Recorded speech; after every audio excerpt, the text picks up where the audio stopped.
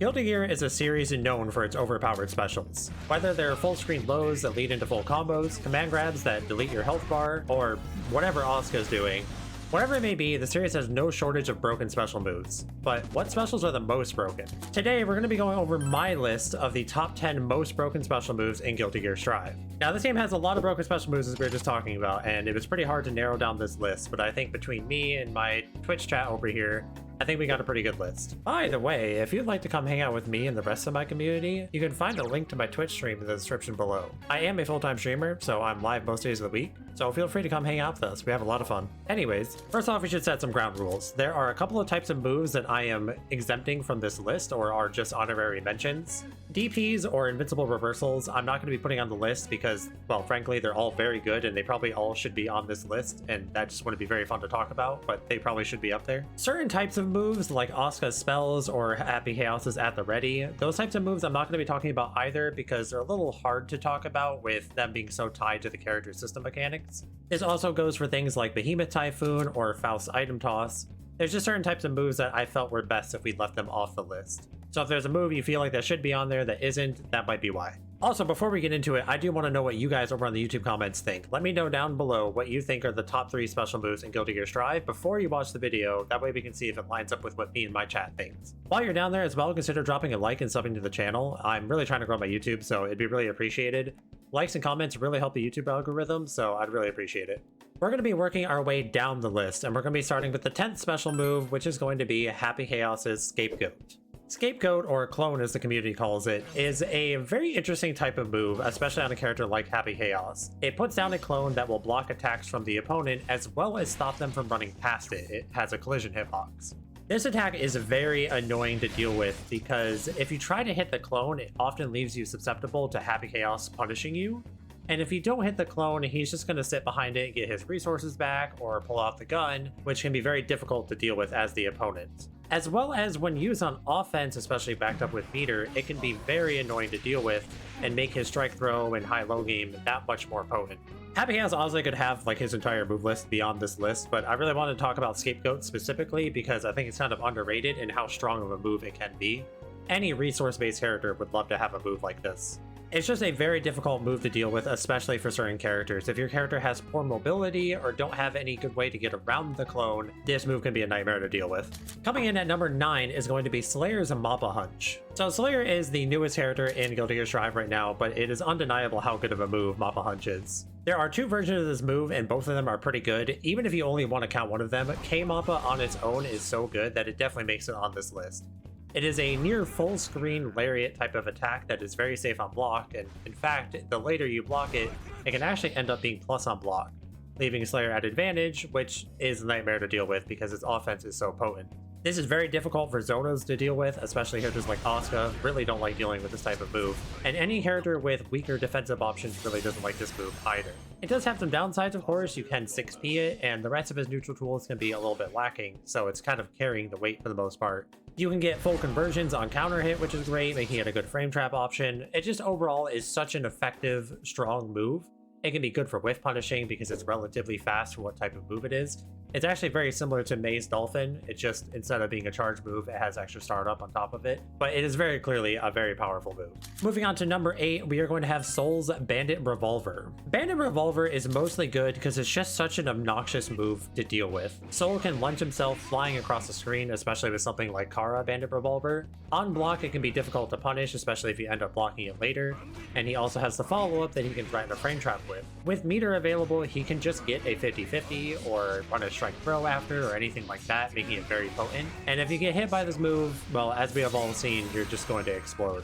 It has low crush properties because he is airborne. It also happens to anti-air very well, so you can't really jump over it. And if you do happen to get hit airborne, he's going to get a combo off of it. In general, for Soul specifically, it's also a very nice tool to be able to convert a lot of counter hit hits into full conversions, which is nice to have.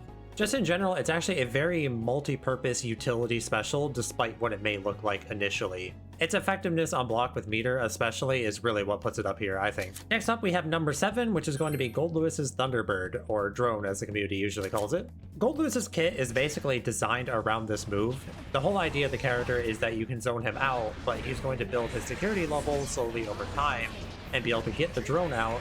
Once you get the drone to higher levels, the drone is basically the best neutral skip in the game that you could ask for. It's going to clash with every other projectile and not go away, and it's just going to let Gold Lewis get so much ground against you.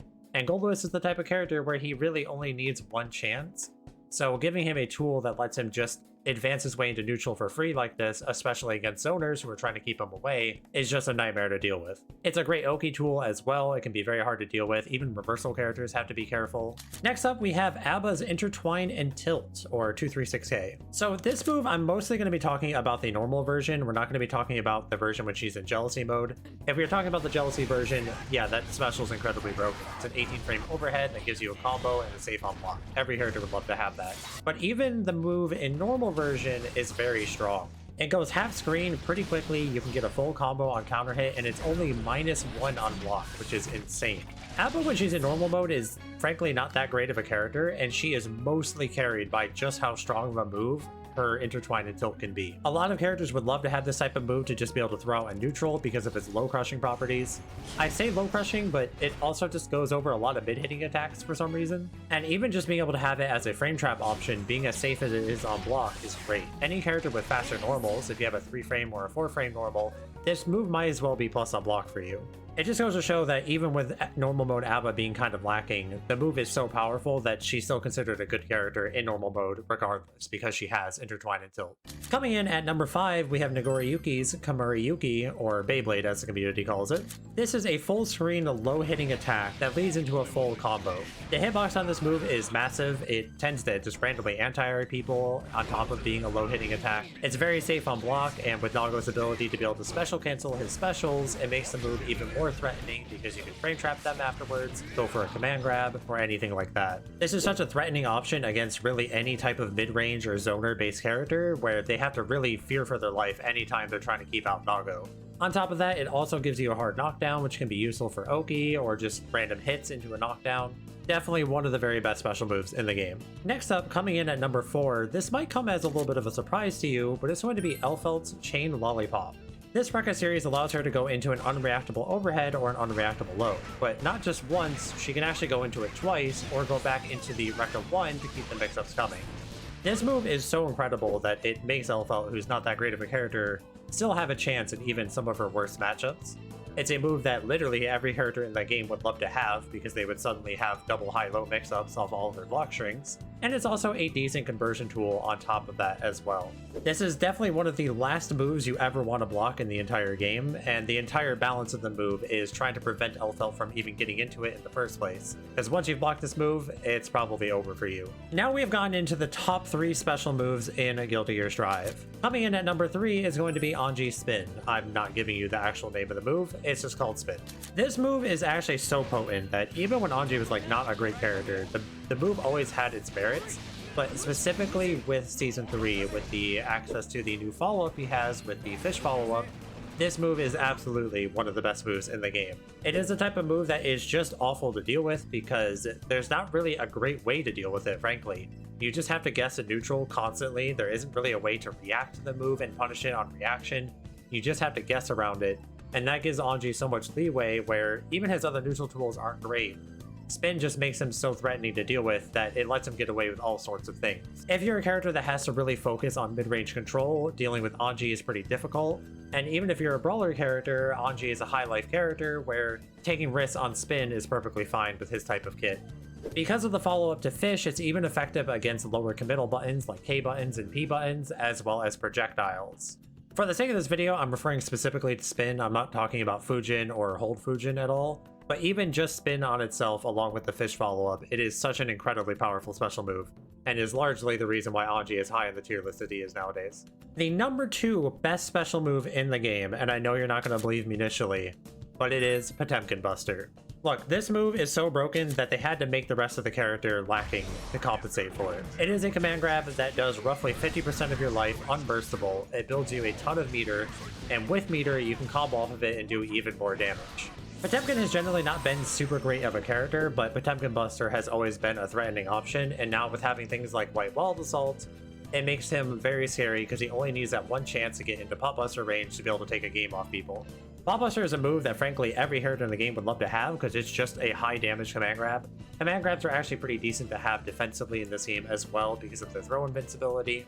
And it also makes your Oki and pressure harder to deal with because bashing throw is just going to be inherently risky because they have a throw invincible command grab. Basically, unblockable move, good. Move that does a lot of damage, very good. Now on to the very best special move in the game, in my opinion, and many other people's opinion. I wouldn't be surprised if many people guessed this as the best special move. It's going to be Maze Dolphin. Ever since the beginning of this game, this has been one of, if not the very best special move in the game, and no matter how the game or the character or the system mechanics have changed, it has remained one of, if not the best special move in the game. It is a 7-frame startup lariat that goes across basically the entire screen.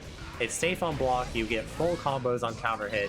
On normal hit, you can get a combo with moment cancel for very high damage. Even if we're not counting H-Dolphin as part of the move, even just talking about S-Dolphin, S-Dolphin on its own is so good. But even H-Dolphin is a very good pressure reset, it's a good combo tool. She has the Dolphin Hop ability that they gave her in Season 3, giving her tons of access to like mix-ups and pressure resets and all of that. The entire character is based around it. The only downside, literally the only downside, is that it's a charge move. But charge times in Guilty Gear Strive are not that long, so frankly, it's not that much of a limiter. And that is going to be my list for the top 10 specials in Guilty Gear Strive. Of course, again, I want to know what you guys think. Do you agree with the list? Do you have different moves that you think are maybe top 10? Let me know down in the comments below. Again, if you liked the video, drop a like, consider subbing to the channel. It'd be really appreciated. If there's any other type of content you'd like to see me make on this channel, let me know down below as well. Anyways, that's going to do it for this one, guys. Thank you so much for watching, and I'll see you in the next one.